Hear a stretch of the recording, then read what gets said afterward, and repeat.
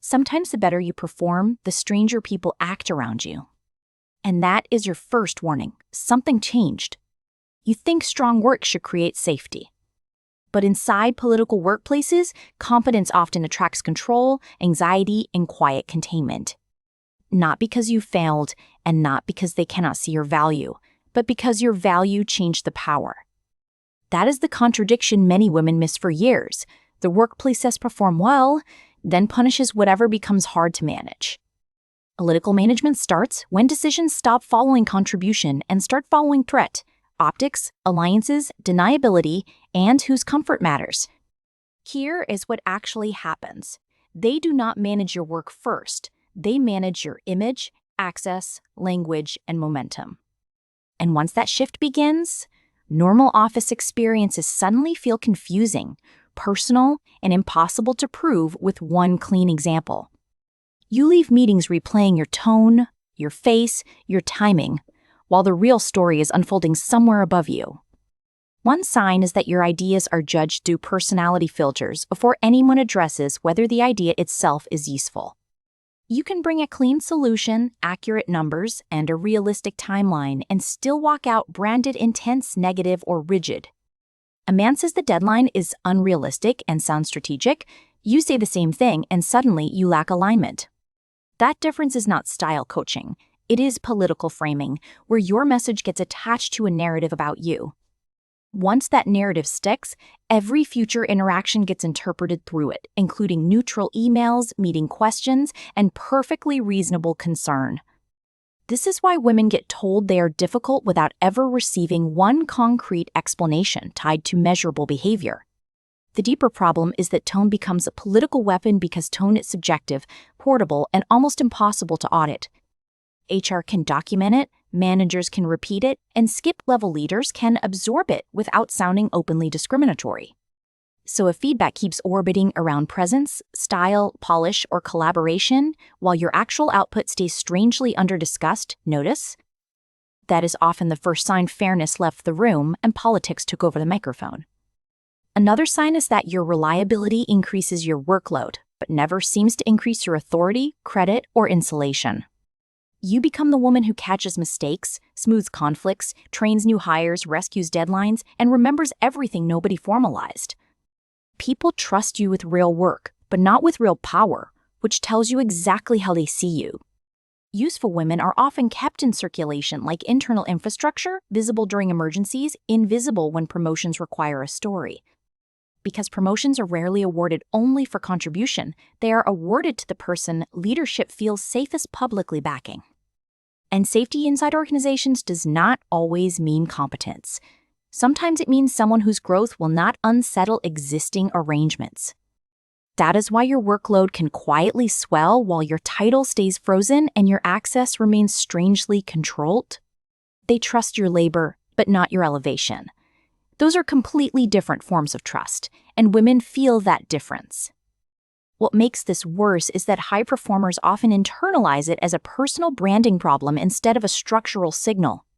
You update your executive presence, soften your emails, volunteer strategically, and still nothing moves because the blockage was never effort. It was placement. They positioned you as dependable support, not emerging power, and then trained everyone else to see it. A third sign is private praise paired with public bypassing, which feels flattering at first and corrosive much later. Your manager tells you off camera that you are indispensable, thoughtful, sharp, and far ahead of your peers. Then promotion discussions happen somewhere else, stretch assignments go elsewhere, and your name disappears when visible opportunities get assigned. This is the part nobody warned you about. Private praise can be a containment strategy, not genuine sponsorship. It keeps you emotionally invested without forcing them to publicly stake political capital on your advancement. Real support changes who hears your name when decisions are made. Fake support changes how long you keep hoping. If someone consistently validates you in private, but never transfers that belief into rooms you cannot enter, study that. They may like you, they may even respect you, but they're still benefiting from your stalled visibility.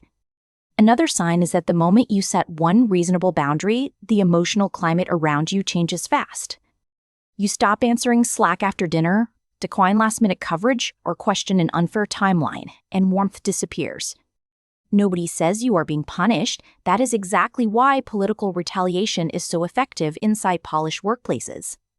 The meeting invite arrives later than usual. Your manager becomes colder in one-on-ones. Decisions happen around you. You're still employed, still included, technically, still praised occasionally, which makes the shift feel petty instead of strategic.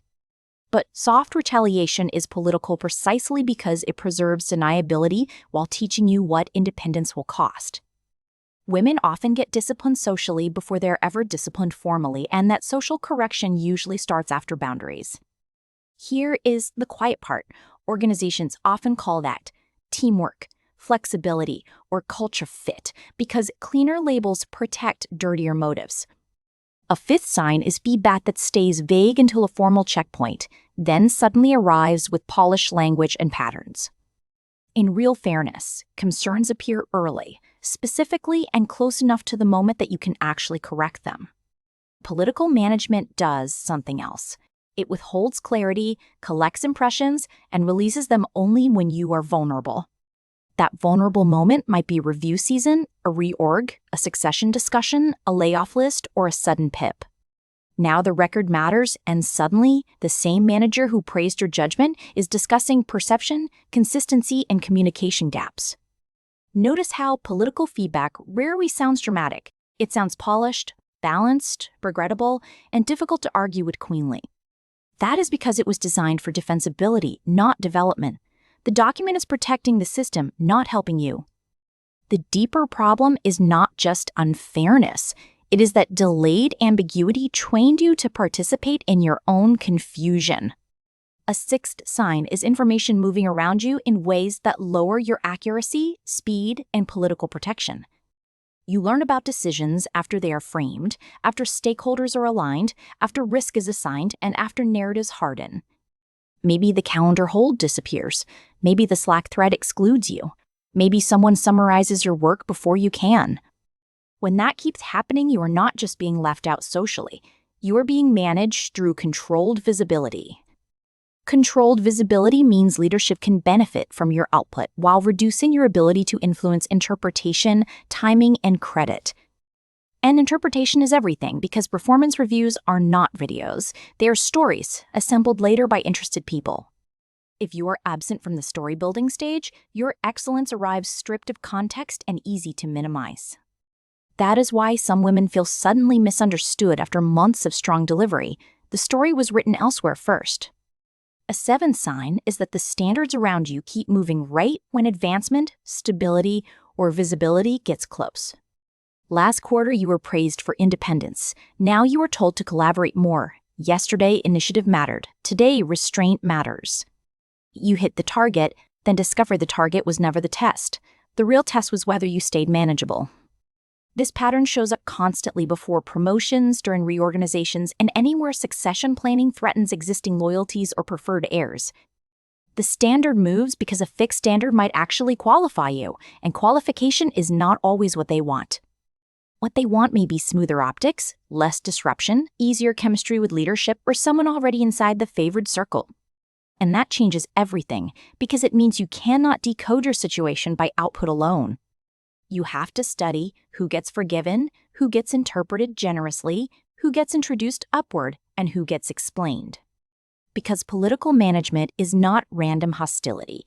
It is organized preference wearing professional language and clean process. Once you see that, your confusion starts dissolving. The weird patterns stop feeling mystical and start feeling designed. You stop asking, why am I suddenly too much? And start asking, whose interests are served by making me legible that way? That shift matters because shame keeps you frozen while pattern recognition gives you back timing, language, and strategic distance. You do not need paranoia. You need cleaner observation, better records, and less emotional dependence on unofficial reassurance. Document what was said, when expectations change, who was present, and where your work was separated from your name. Notice who gives feedback privately but stays silent publicly. Notice who withholds context, then critiques your response to missing context. Watch for friendliness that never converts into protection. Watch for inclusion that ends exactly where influence begins. And if a manager keeps speaking about fit, tone, or collaboration without anchoring concerns to specifics, hear the alarm. Because once political language enters the file, the argument is no longer about truth. It is about credible narration. Your protection starts earlier than HR. It starts with evidence, witness patterns, controlled disclosure, and refusing to overshare confusion. It also starts with accepting a hard truth many women resist. Being liked is not the same as being backed. Some bosses are warm because warmth keeps you productive. Some mentors are encouraging because access to your labor benefits them. Some teams call themselves supportive because support is easier to perform than fairness is to practice under pressure. That does not mean everyone is malicious. It means institutional self-protection often overrides clarity, courage, and honest attribution. So, when you feel the ground shifting beneath a role you once handled well, do not rush to self-blame. Ask a colder question instead. What changed in the power arrangement, and why did my clarity become inconvenient now? That question will usually reveal more than another weekend spent rewriting yourself into something smaller, softer, and easier to absorb. Here is what political management counts on: that you will personalize the pattern, exhaust yourself, and never name it. Because once you name it, their behavior stops looking like confusing static and starts looking like coordinated pressure. And coordinated pressure is easier to answer than mystery, because mystery keeps you emotionally exposed to every small signal. You do not need to win every room. You need to stop volunteering your mind to rooms already distorting it. Protect your reputation with facts, protect your energy with limits, and protect your future by believing patterns early. Fair systems correct problems. Political systems manage perception, redistribute risk, and quietly punish whatever cannot be easily controlled. If your workplace keeps rewarding your usefulness while resisting your authority, that is not confusion. That is the message. And once you hear that message clearly, you stop begging to be understood and start deciding what deserves you.